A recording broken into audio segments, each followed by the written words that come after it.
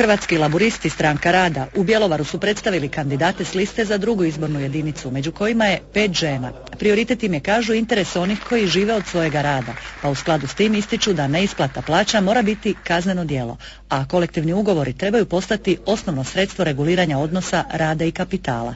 Zahtijevat će, tvrde, i osnivanje radnih sudova, tražit će da o svim važnim pitanjima građani odlučuju na referendumu. Hrvatski laburisti jesu stranka političke alternative i spremni smo preuzeti odgovornost što to znači.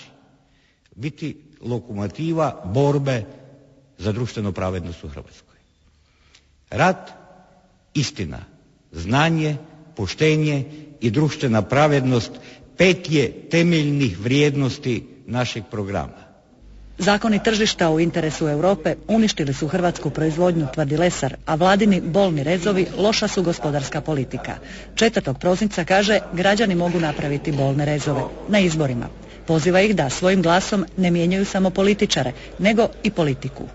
Na onu poruku da je glas za Hrvatske laburiste bačen glas, imamo samo jedan odgovor. Ne, gospodo i drugovi. Glas za Hrvatske laburiste je spašen glas, jer ćemo sigurno osvojiti mandate, sigurno ćemo biti u Saboru noćna mora, bez obzira ko će činiti tu parlamentarnu većinu. Jer ono kad kažemo nismo isti, mi smo laburisti, doista to i ozbiljno mislimo.